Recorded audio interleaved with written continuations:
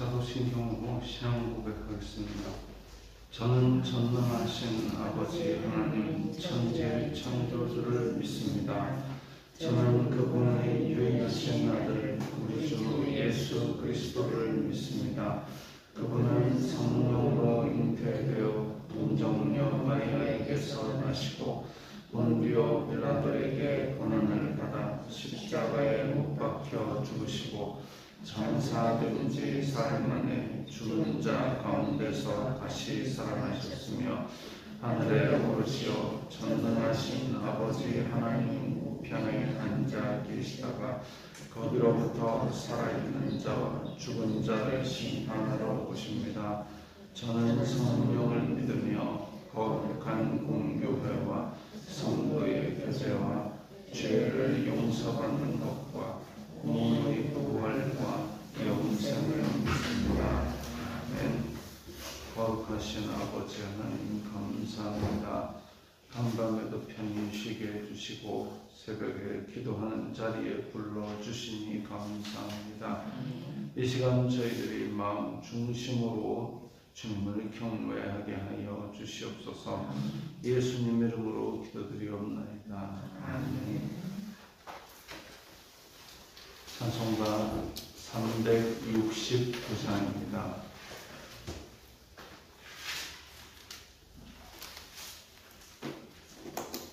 찬송가 369장입니다.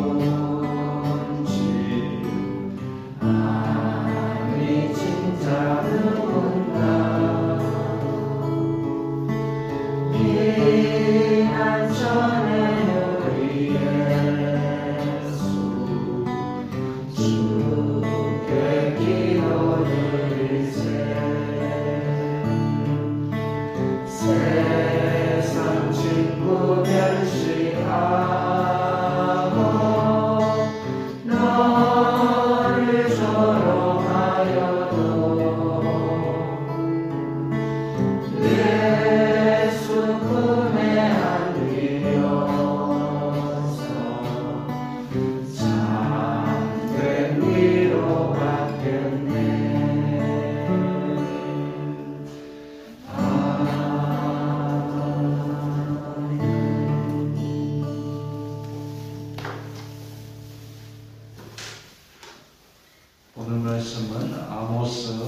5장 1절부터 8절까지의 말씀입니다.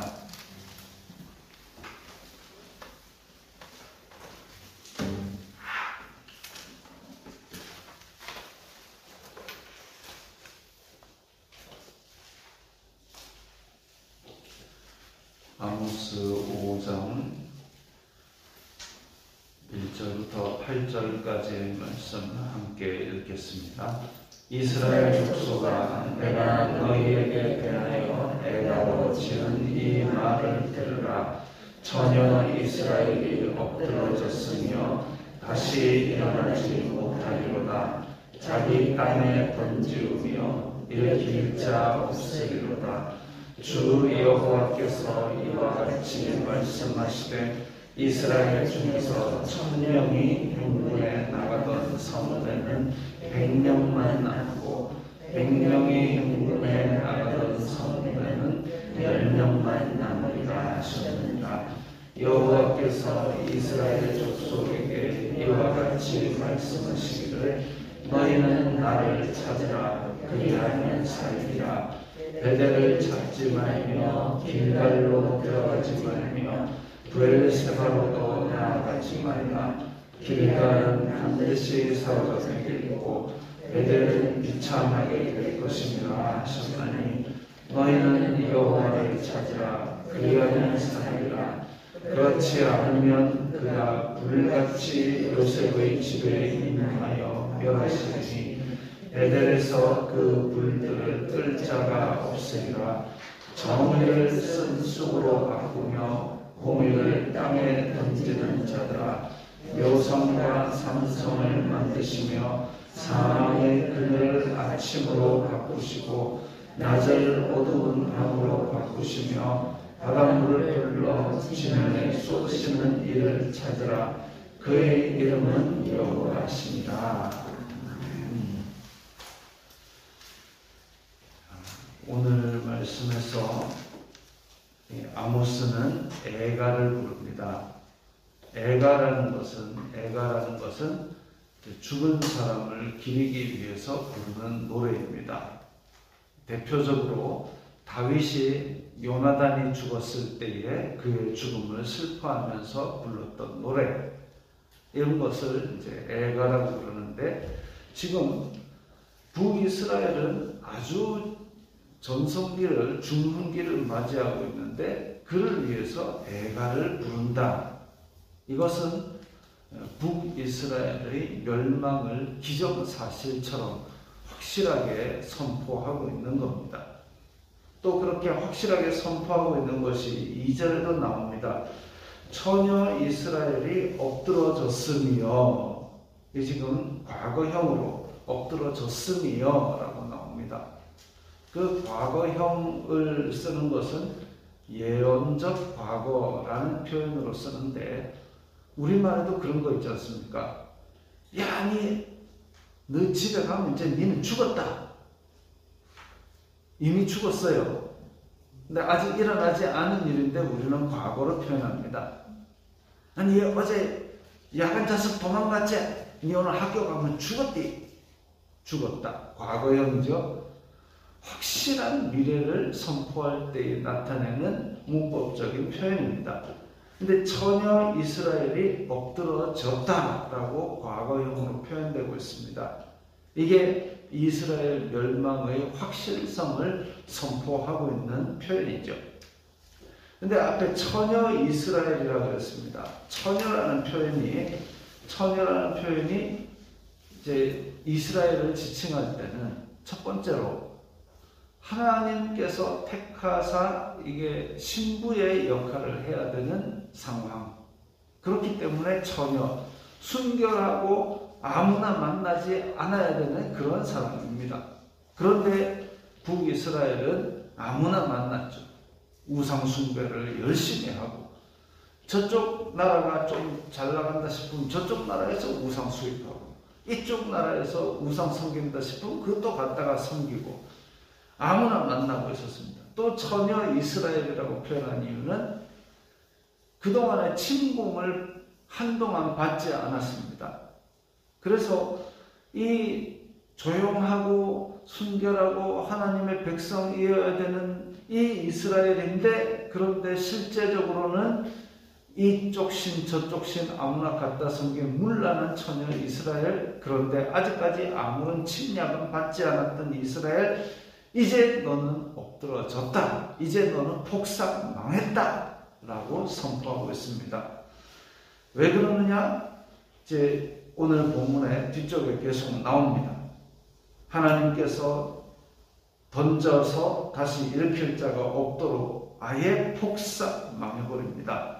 어느 정도로 망하느냐? 3절에 보니까 10분의 1만 살아남을 정도로, 전쟁에 나가는데 1000명이 행군하는 그런 큰 성읍인데 100명만 남는다. 10분의 1만 살아남는다. 이건 뭐 끝났다고 보면 되죠.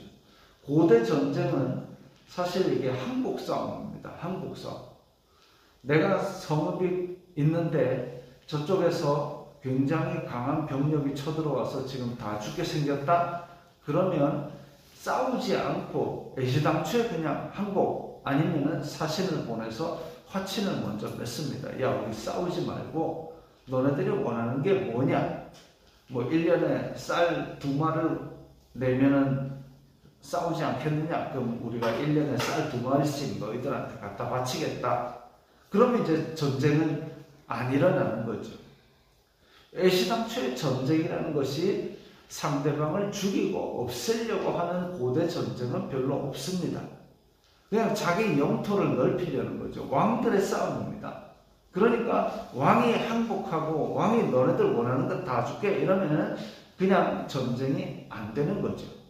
그런 전쟁인데 실제로 싸워가지고 사람을 죽이기 시작했다라는 것은 이쪽에 항복을 안 했고, 항복을 안 한 이유는 어떻게 비벼볼 만한 비등비등한 전력이다 이러면 안 해보는 거죠.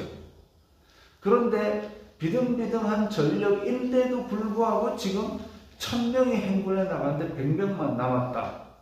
이건 계산을 잘못했든지 아니면 저쪽에 숨겨놓은 병력이 있든지 해서 우리 편이 완전히 지금 뭐 전멸에 가까운 상태라고 보시면 됩니다.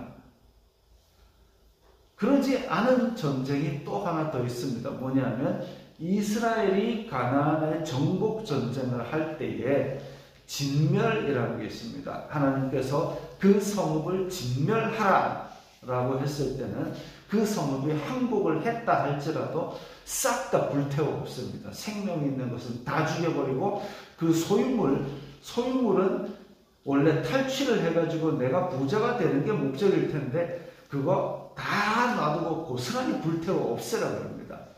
그것은 하나님 보시기에 죄악이 가득하고 부정하기 때문에 없애려고 전쟁을 한 것이지, 정복해서 내가 뭐 재산을 취하고 영토를 취하고 이런 전쟁의 목적 자체가 다른 것이죠.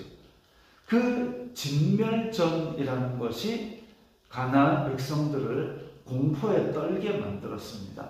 실제로 지금 이스라엘에 가보면 그 유적지 중에서 이제 이스라엘은 이렇게 언덕 위에, 그 위에 또 이렇게 자기가 집을 짓고, 그 도시가 이제 쇠락하면 또 그 위에 돌무더기를 쌓고 그 위에 집을 짓고 이런 식으로 되어 있습니다.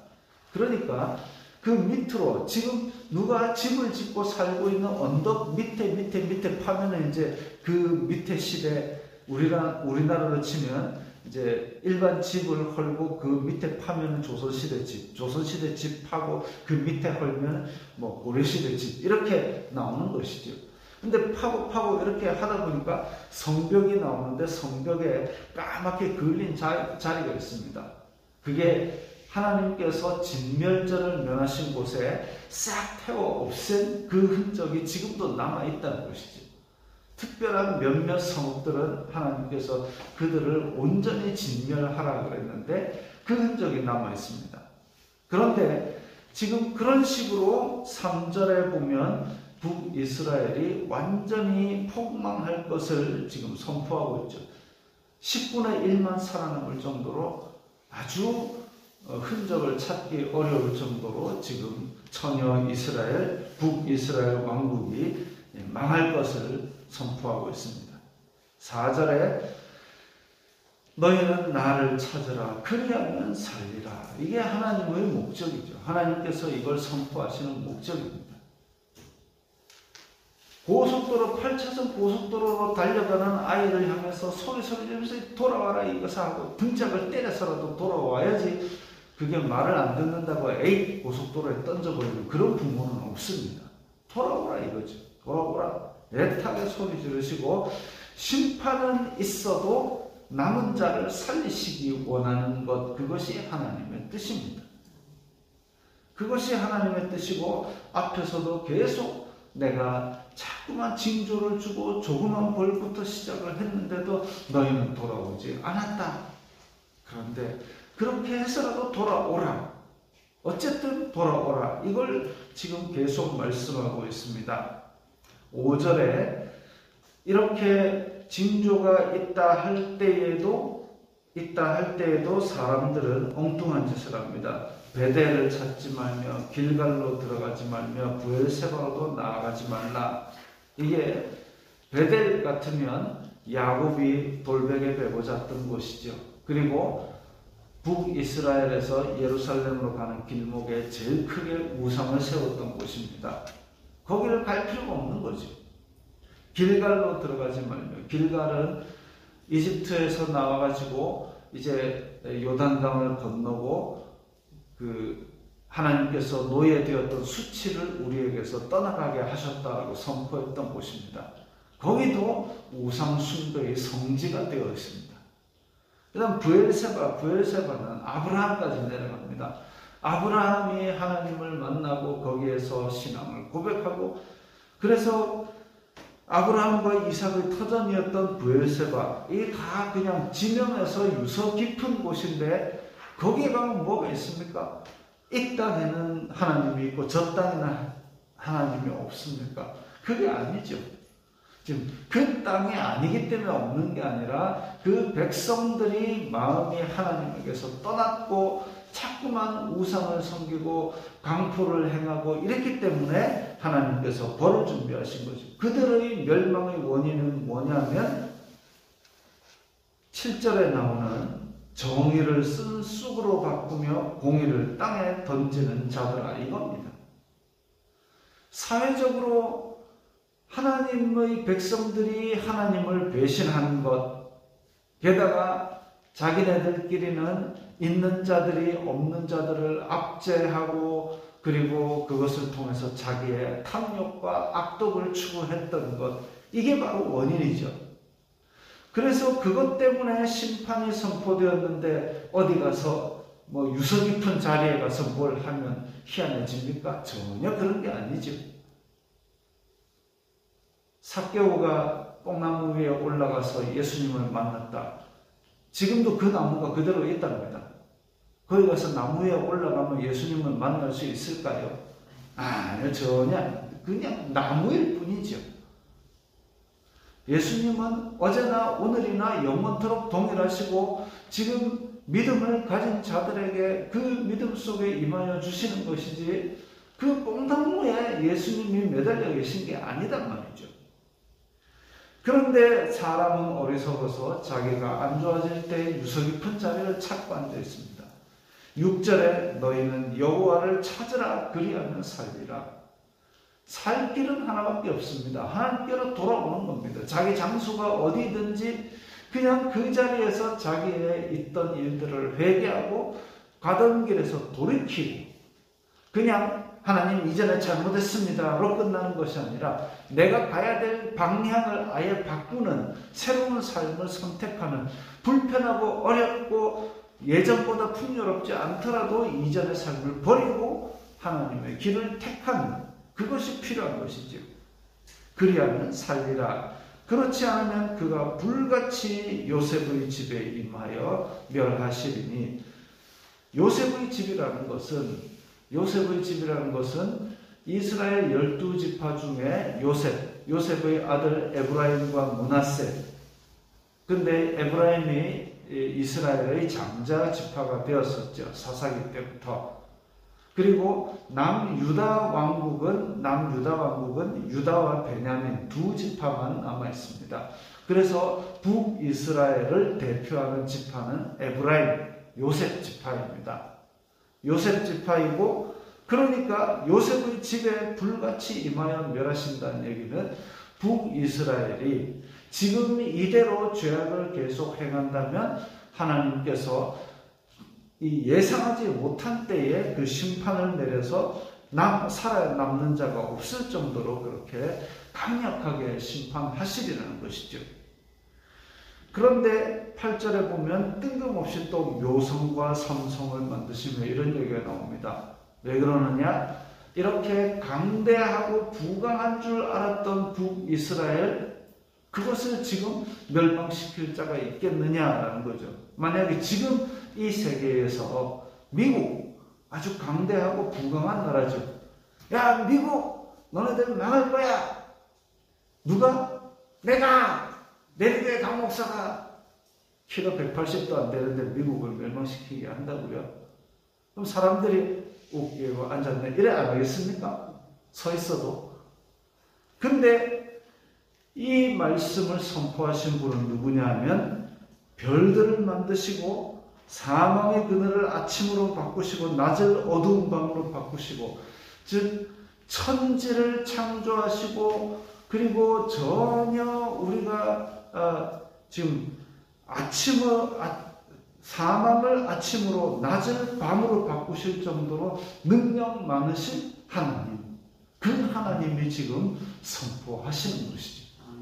능력 많으신 하나님이 선포하시는데 이 심판을, 살 길을 하나님께 회개하지 않으면 아무리 잘 나가는 북이스라엘이라 할지라도 하루아침에 아무것도 아닌 것처럼 될 것입니다. 그리고 실제로 회개하지 아니하여서 아수르에게 멸망당해서 뿔뿔이 흩어졌던 것을 우리는 역사를 통해서 볼 수 있습니다. 하나님을 떠난 하나님의 백성은 더욱 비참하게 멸망합니다. 그 마음속에 탐욕과 악독에 사로잡혀서 하나님의 법을 떠나면 그렇게 될 수밖에 없는 것이죠. 우리는 믿는 사람들이고 우리는 하나님의 백성들, 하나님의 자녀 삼은 백성들입니다. 그러면 이 세상 속에 살아갈 때에 우리가 하나님의 백성다운 세상 사람들보다 하나라도 더하는 그런 삶, 그리고 내 마음 중심에서부터 하나님을 경외하는 삶, 그것이 우리가 이 땅에서 마지막 심판을 준비하는 길이고 살아남을 길인 줄 믿습니다. 기도하겠습니다. 거룩하신 아버지 하나님, 감사합니다. 저희들에게 믿음을 주시고 하나님의 자녀 삼아 주시니 감사합니다. 이 땅에 사는 동안 마음 중심으로 하나님을 섬기고 주님 앞에 항상 저희들의 마음을 드리는 그런 생활을 하게 하여 주시옵소서. 예수님 이름으로 기도드리옵나이다. 아멘.